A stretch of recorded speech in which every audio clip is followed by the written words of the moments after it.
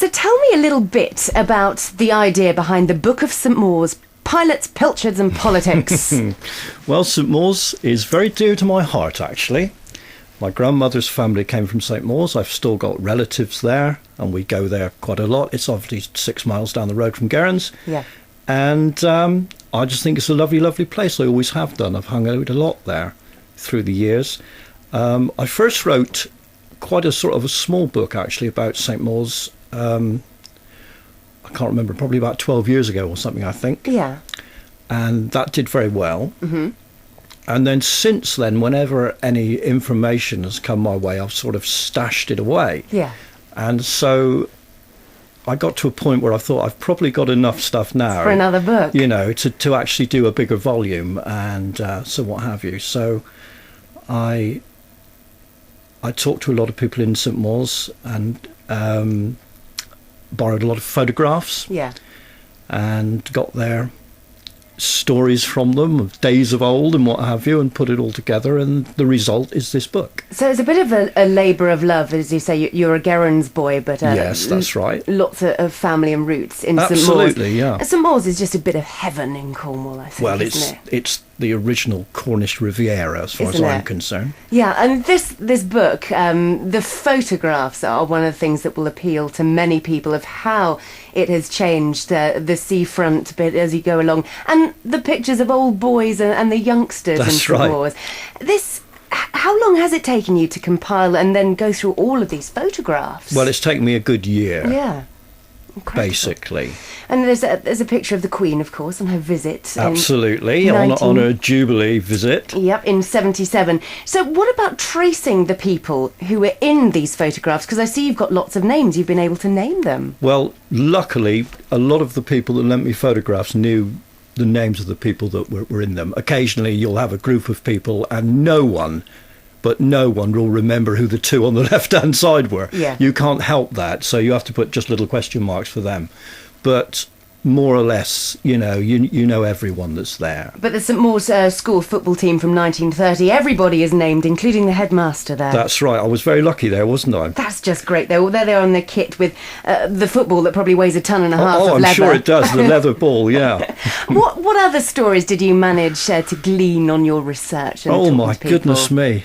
Well, what I've managed to do, I hope I've managed to do, is to cover as many subjects as possible to make the book interesting all the way through. Mm. So I've got some of them listed here, but not all of them. But yeah. The history of the castle, the time when St Mawes was a borough town, smuggling, religion, old families, piloting, steamers, St Mawes School, old inns, and a lot of memories from people. So I've covered quite a wide spectrum, really. You definitely have. I mean, obviously, the history of the castle with Henry VIII. And, that's right. And the link with Pendennis, its sister castle, is all very romantic. It was the building of the castle that really changed St Mawes from a little quiet backwater village into a place of national importance, really. Yeah. There was up to 100 soldiers stationed in and around the castle at one time. Mm-hmm. And if you imagine in basically a small village having to cater for 100 soldiers over a period of years, they all had to be fed, they all had to be watered, they all had to have accommodations. So there was a lot of business there to be had. There's no doubt about that. And certainly.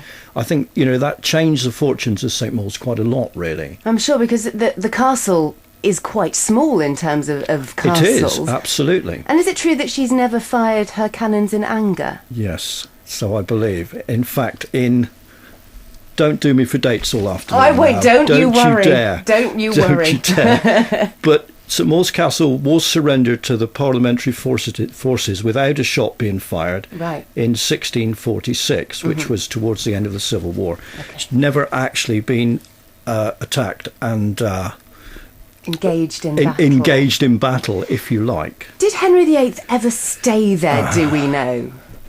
I don't think so. There's a very good reason, because when he supposedly came down on honeymoon with Anne Boleyn, the castle wasn't even built.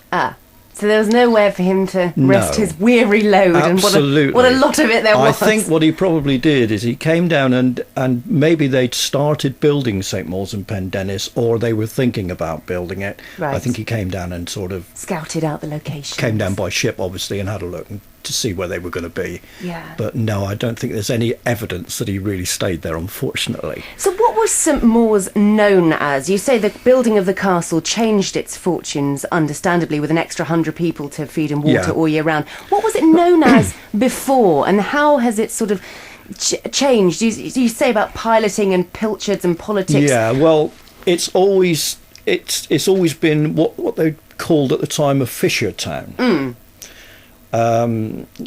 Totally reliant on the sea, really. Yeah. Because of its position, really very remote. I mean, if you imagine that the roads aren't there, the only way you're going to get there is by boat, really. Yeah, of course. So it was a quite a big business on the pilchard side of things down there. Yeah. Definitely, and that went on into the early 1900s anyway. And many of the local families were involved in that. Yeah. In fact, I've got two beautiful poems Have you? in the book, which were both written in the 1800s by young ladies in St Mawes, Really? and both celebrating certain pilchard seasons.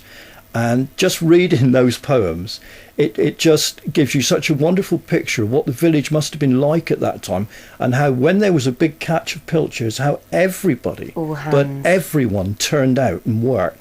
Women, girls, men, old men, everybody turned out Yeah. to salt those pilchards away. Exciting stuff. It's and fantastic, you know. It is. You imagine, because I suppose the way that St Mawes is constructed, that, as you say, the only probable way back when was to access it by boat.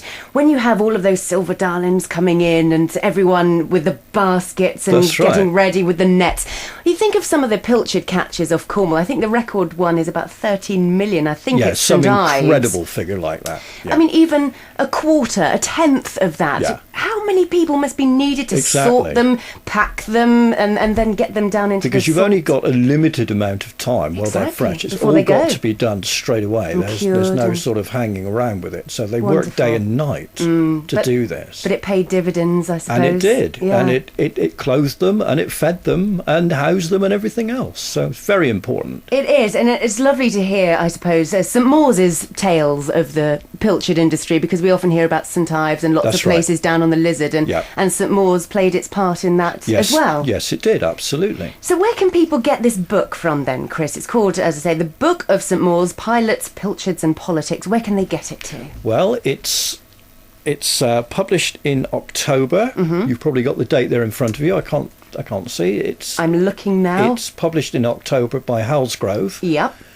You can order it online. There are brochures all over the Roseland you can pick up and pre-order it, Okay. which is a good idea. Yep. I'm doing a book signing at the Victory in St Mawes on the 1st of November. For the Roseland Festival, As part of the isn't it? Roseland Festival. Lovely. So the books will be available then, and they'll also be available in all the local shops and the post offices and what have you. Okie doke. And if anyone wants to know, I've got the ISBN number here. As you say, it's published in October. I haven't got the exact date, but the ISBN number I have here, so I can email it to you, or you can call and I'll give that to you. Aside from that, when you're not delving into the history of gorgeous St Mawes, you're also a musician who's doing rather well. Well, I've done quite well recently, I suppose. Yeah, tell me a bit about your recent success. I've got your album here, Out of the Wood, and we're going to play a track from it in a sec. Is it the blues chart, or which chart was it? This was the Independent Artist Blues chart, and it was number one